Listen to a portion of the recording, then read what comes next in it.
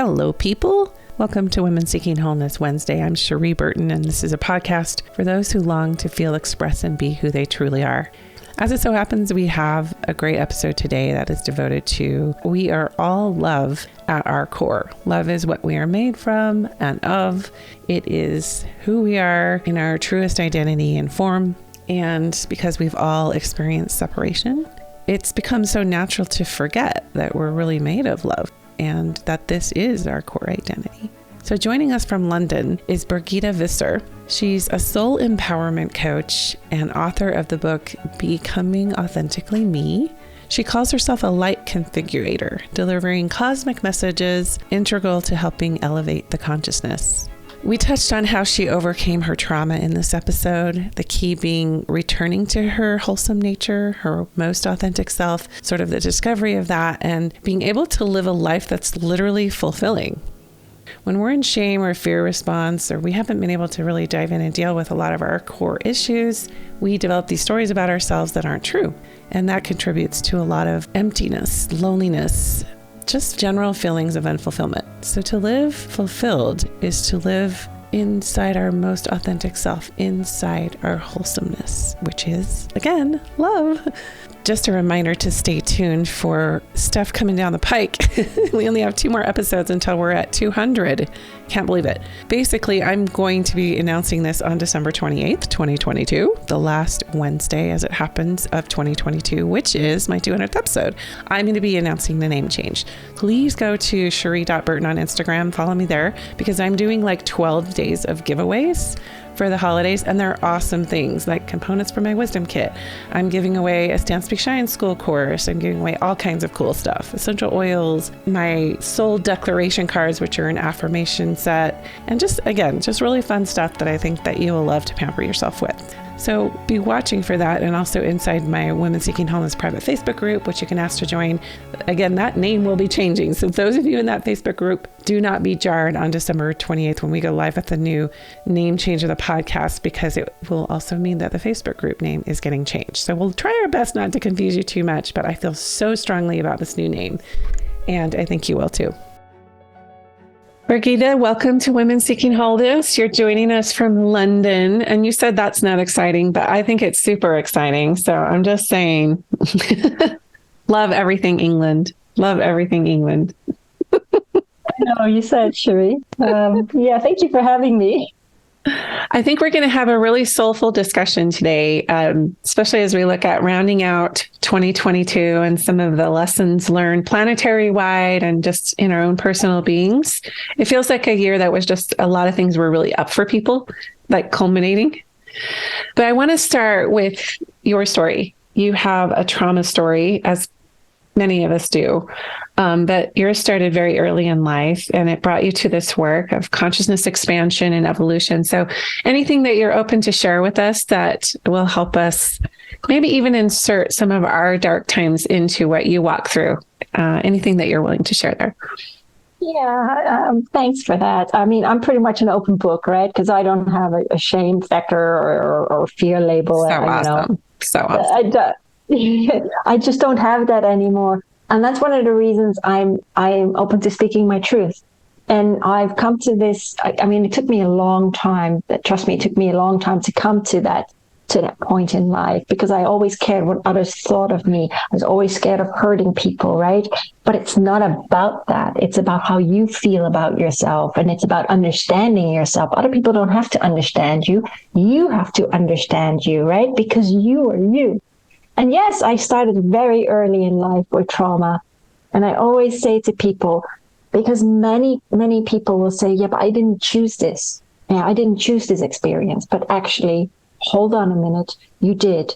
You see, prior to me being born, I must have been off my head. I must have been drunk, when I signed. I think we were all like, it just sounded like Disneyland. Like, sign me up for everything. I'm in. Exactly, sounds very fun. Exciting. I think because we thought we had such a deep connection to source. And I think we knew at that time we could never be separated from it. So we were willing to endure anything. But then when we got here, we were like feeling all the separation because we forgot. Yes. Absolutely. We got whacked on the head, right? And we come in cold turkey. So, I was abused as a kid by a child of the family, and this was around 10 or 11 years old. And it's not, I mean, my mom and dad never knew. I didn't even talk about it. I mean, the 1980s that was a completely different era to the times that we live in now, right? Mm. And I only told my mom when I was 19, after watching an Oprah Winfrey show. And she said, you know what? I'm glad that neither you or your sister were abused as a kid. And I stayed very, very quiet. And then I told her, and the first thing she said, of course, was it your dad? And I'm like, no. And then I explained it to her. And there was so much shame there. I mean, that wasn't the only thing that happened. I mean, that's what it started with. And then, when I grew up in Singapore, Malaysia for about 5 years, and I loved it. I loved the culture. I loved the people. I loved the food. Mm-hmm. But when we went back to Holland, because my dad was he'd been bankrupt That's where you're originally from, is Holland. I'm Dutch, yes. I'm a mixture of different nationalities, but I was born in Holland. My mom was actually Indian Indonesian, and my dad was German Dutch. And then there is French and Belgian on my grandmother's side as well. So my mom's very dark skinned. But at the age of 13, we went back to Holland, and my dad died a couple of months later of she had a heart disease. It was just heart failure. And he actually refused to take his medication because he thought he could cure himself. Just wasn't that advanced. He was a Rosicrucian. So he worked a lot with alchemy, actually, which I found out many, many, many years later. That is a fascinating field. Yeah. Yeah, absolutely. And he worked with the Ascended Master, something I didn't even know. And because I knew he used to meditate a lot. But, he had a family. And the thing is, he was imbalanced, so to speak, because he was too much in the spiritual. And when he couldn't work, my mom worked. It wasn't an issue. But she did tell him, you have a family to take care of. And I can't do this on my own. But he went cycling one day near the beach, and he just fell off his bike, and that was it. Took a last breath, and that was it. Gone. Wow. He was, he was going to be, what was he going to be? 44. Yeah. So he was young. So, he was very, very young. And it was very hard for me. It really hit me like a brick. It was the first time I'd ever experienced a headache. And I couldn't believe that he was gone. And I was adamant that he'd left a letter behind. And actually, a couple of days later, the hospital said, yes, he did leave a letter behind. And they gave it to my mom. And in it, he said, I do remember it. My mom threw it out, though, that he... it wasn't, not taking your medication, is that a form of suicide? I guess he was tired of life. That was it. And he knew that he was on his way home, so to speak. That I do remember. But, that was very hard for me. And then when I had my high school, I was very skinny, right? I was very good at starving myself. And I was still young. And my mom didn't even know that, because I would just make my sandwiches, go to school, and just chuck them in the bin. But I was bullied at school as well. And I remember going to the Ardennes in Belgium, and for like this school camping trip. And there was this guy, very popular, and he grabbed my arm like this, and he's like, look how skinny she is, in front of all the kids. And that was horrible for me. But there were also kids that copied my homework. And because of what happened, if there was a guy in the hallway and my classroom was 2 doors down, I would not pass that guy. I would take another route to the classroom. That's how scared I was of them, So I was struggling a lot. And then my mom put me on this modeling course, and to shake my to help me with my self-confidence. And that just didn't work, because I carried the weight of the world on my shoulders. And when a hairdresser picked me out to do a show, I had long hair like this, and he chopped it all off to like a pixie crop, and I felt horrible. I mean, don't get me wrong, he was lovely, but I felt horrible. But the thing is, when you start out with trauma and you don't heal that, you create more trauma, right? And so it just gets more and more complex because it becomes layered. Yes. And it's often, I've heard this definition. Are you familiar with Dr. Gabor Mate? I don't know how you say his name. Gabor Mate, M-A-T-E. And he defines trauma as it's not necessarily what happens to you. It's how you internalize what happened to you. So two people could literally have a side-by-side, like identical experience, and they are interpreting it very differently in their bodies. And one person could be horribly like paralyzed with trauma or PTSD level, but the other person, it's just a normal stress response.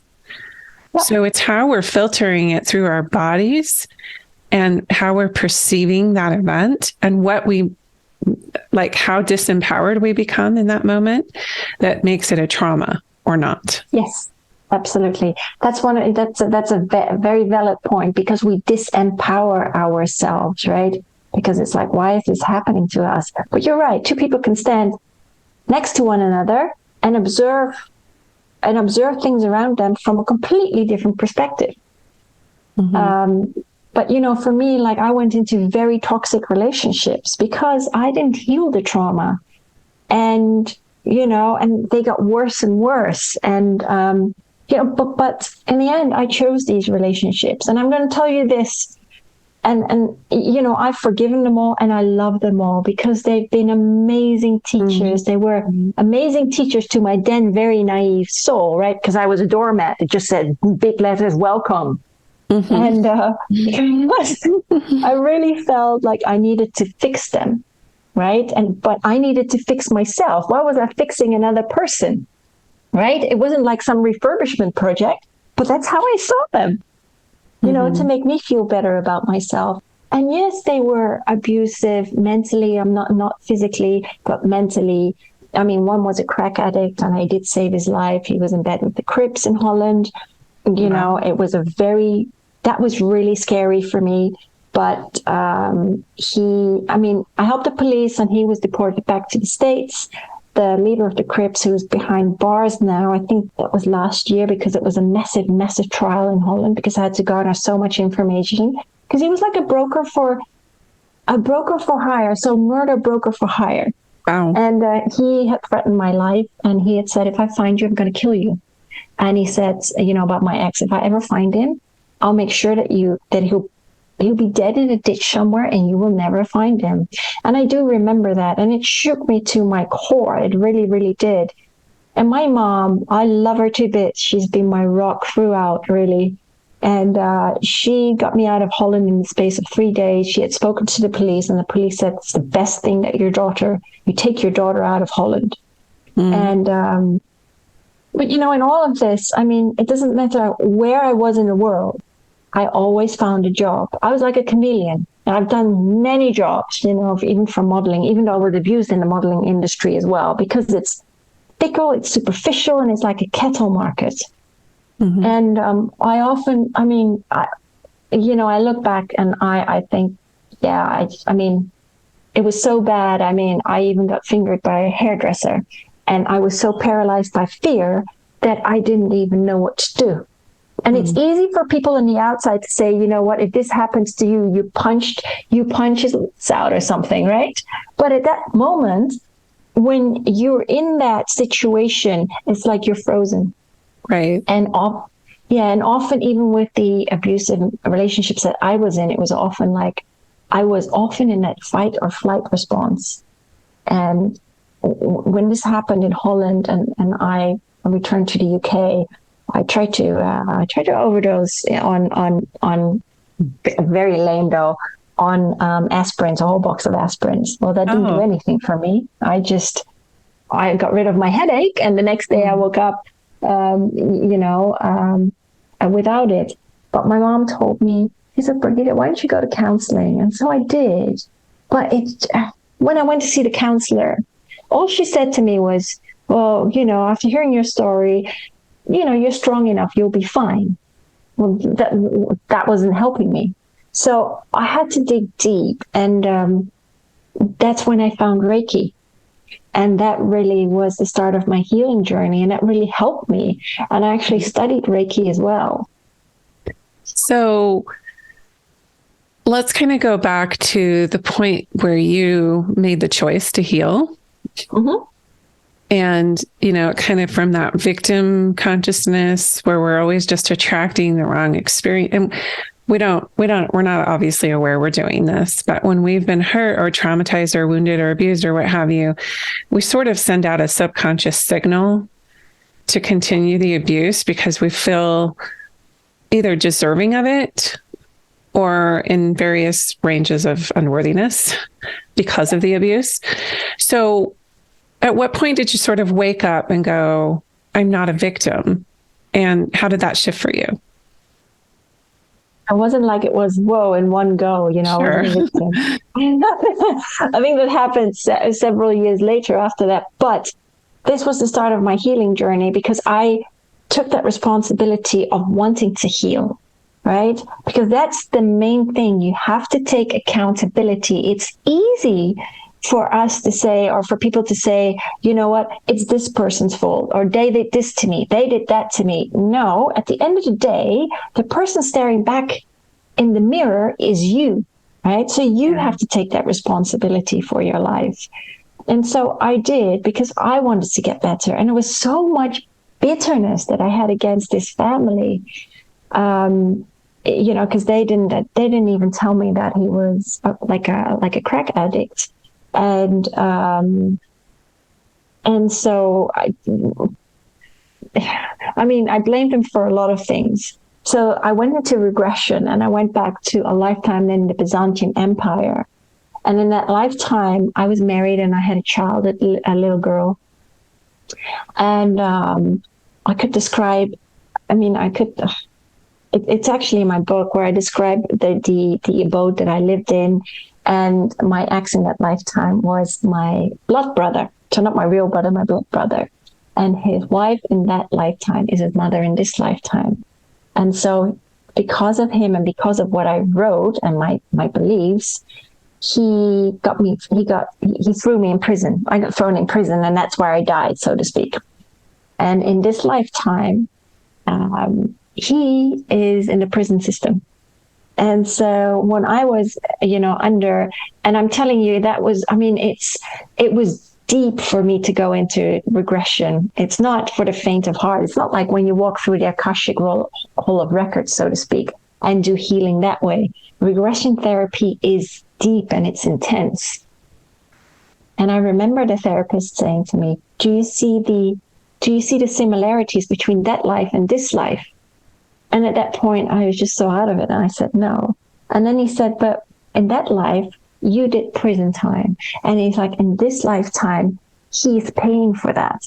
But he needs to own his experiences and take responsibility rather than running around in circles, right? Because that's what people keep doing. They keep running around in circles. And it's, breaking that cycle and breaking that conditional mindset because we're programmed a certain way. And we're programmed a certain way because of our experiences. Right. We're a composite of all the stories and lived experiences that we've walked through. So I recognize that there might be a lot of listeners who don't relate with like previous lifetimes or things like that. So, it's these knowings we have, or these glimpses, or, these modalities we go through, like regression therapy. They're not for everyone, but I think as a general rule, most of us feel the eternity of our soul, and we feel like, oh, maybe this earth time is not the only time I've lived. Maybe there's more to me as an eternal soul, past, present, future. But it's interesting, you're talking kind of about karma, where somebody can walk through really, everything returns to us, let's just say. Everything is returning to us, whether symbolically, mythologically, literally, or just, these relationships that we have and these associations we make in this lifetime are to help us heal and evolve.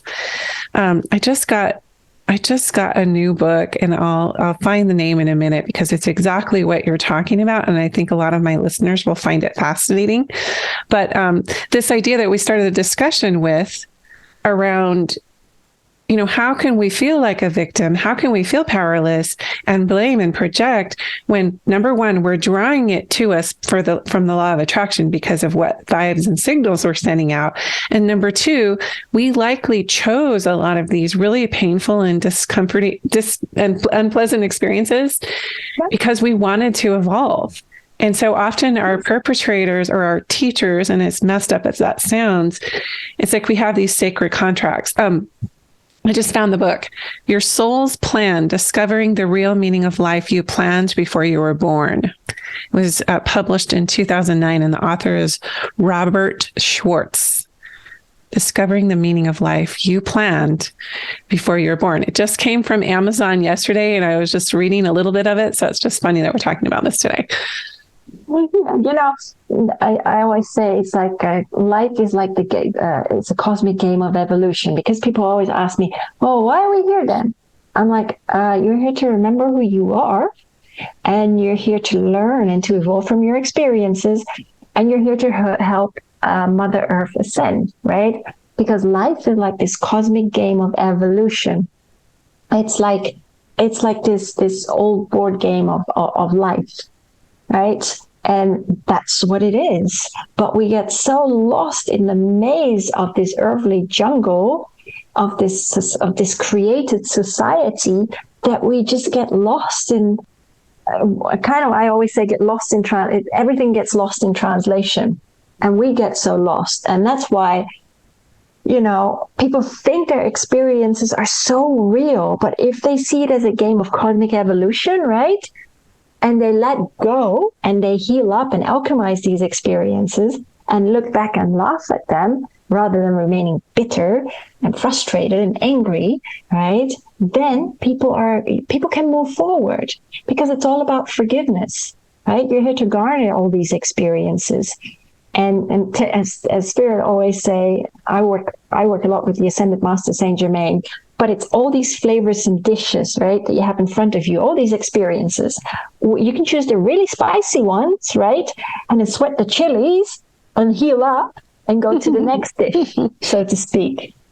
Yeah, and it is interesting to me that, we get to choose. That's the beauty of all of this. It's not right or wrong or good or bad. I mean, it's all what our soul is orienting us toward. So our soul has, I guess, its own trajectory of the experiences it wants to have to evolve.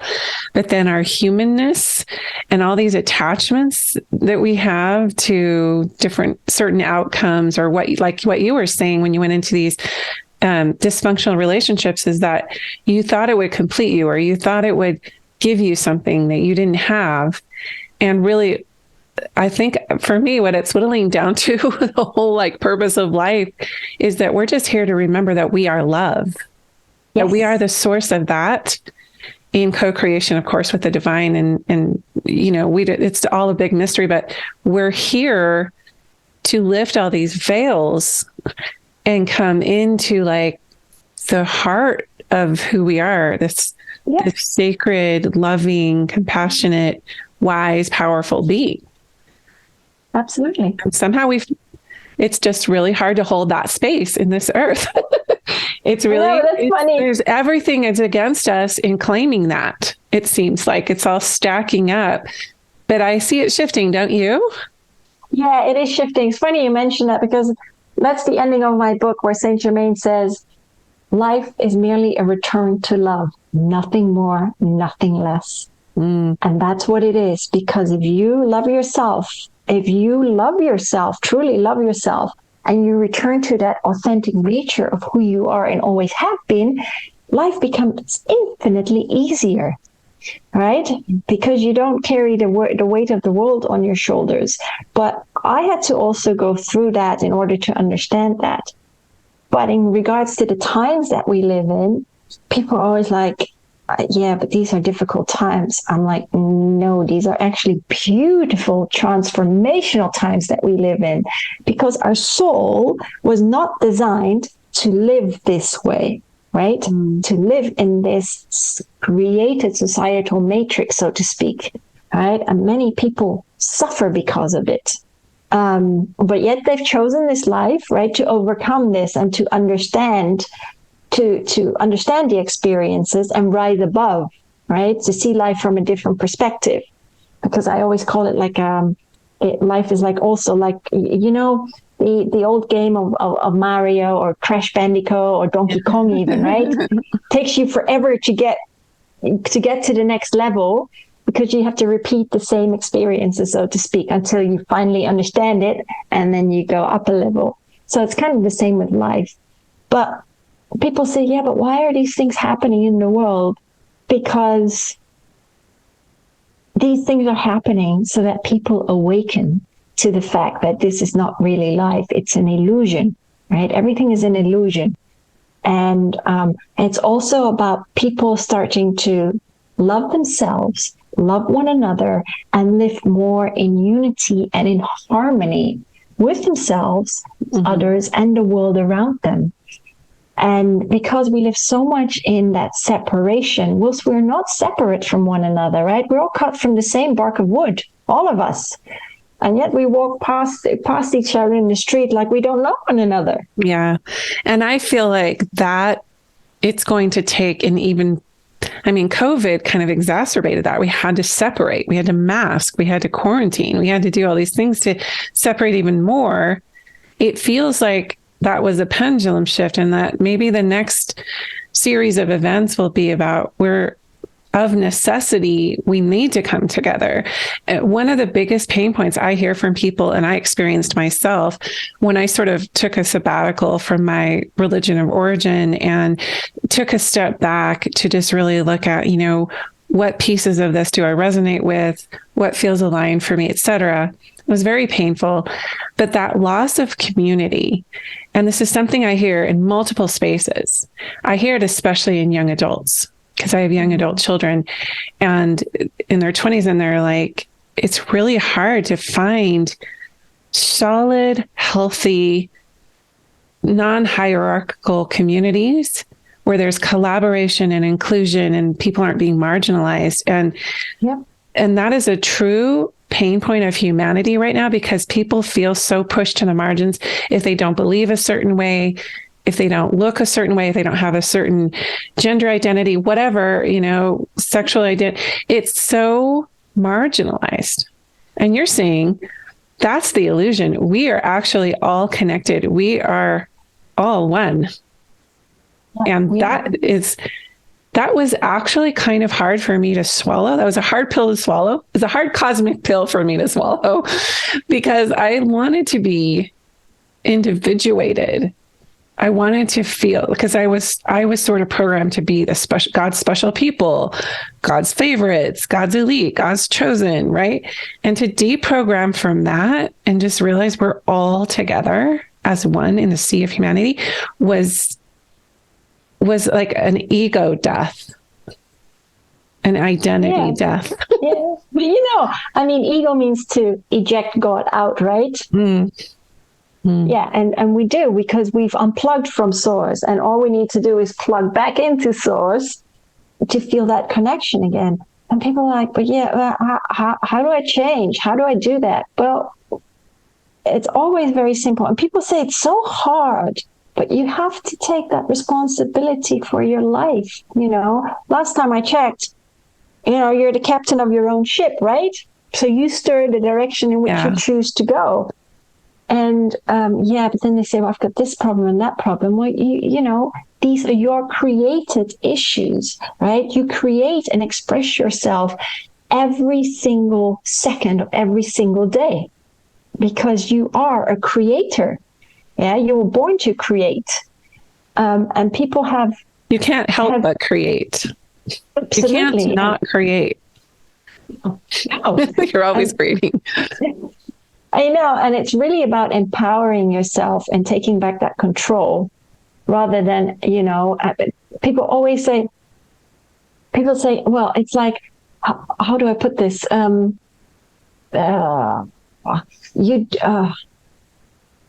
you define your experiences, and it's not the other way around, unless you really choose to sit and let the experiences define you, right? That's entirely up to you.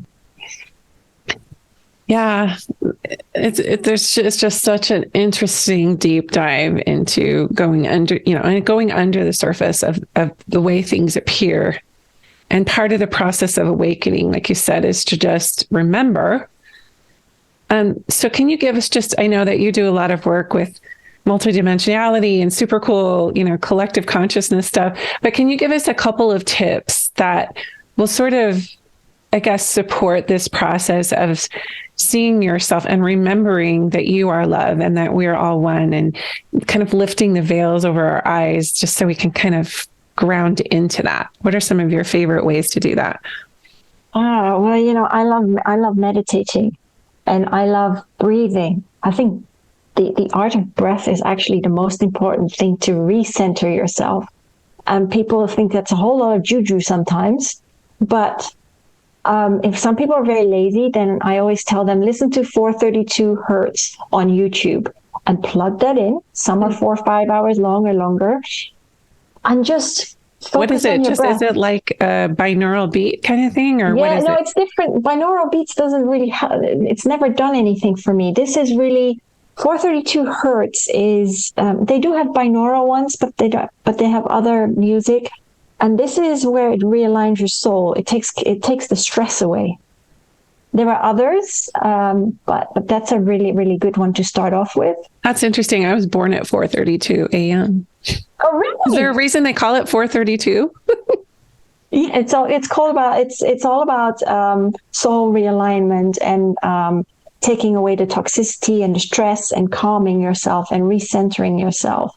Yeah. So I see it here on YouTube. It looks fascinating and beautiful imagery. Yeah, it's pretty powerful. And people say, yeah, but my mind wanders when I meditate. Doesn't matter, because if you notice that, you go back to your breath. And I always say, it's like you've got to breathe in from your root chakra all the way up to the top of your head, right? Count to 8, hold it for 8, let it out 8, hold it 8, and do the same thing over. And you will see that after 10 minutes, even up to 5 minutes, you will feel calm and collected. That's a powerful thing. I mean, some other people will go for a run, but it's really sitting with your thoughts and sitting with yourself, right? And rather than judging others, look at things from a different perspective. That's why I say, and again, it's your life. Take responsibility for your life. Don't argue with others, because what's the point in that? It only rattles your energy. And it's like what I'm hearing you say is sort of like, preserve your own energy, take accountability for what's going on in here, get still, do what you need to do, breathe, and sort of contain that within yourself, your own life force. Yeah, and do something different. I went all out, and I did make a bucket list, actually. I made a bucket list and did things like, when my stepdad passed in 2000, I promised, he passed of throat cancer. I promised that I would run for charity. Well, that remained a figment of my imagination until I finally did in 2016. I finally did it. Or I went skydiving because I had a fear of heights. And this was actually in Florida when I was out in Florida. But it's, yeah, and you've got to, in order to love yourself, right, you have to heal yourself. Because if you don't heal yourself, how can you ever love yourself and return to that wholesomeness that you most authentically are? I think most people register what you're saying, but those two words that seem so, heal yourself and love yourself, are so big.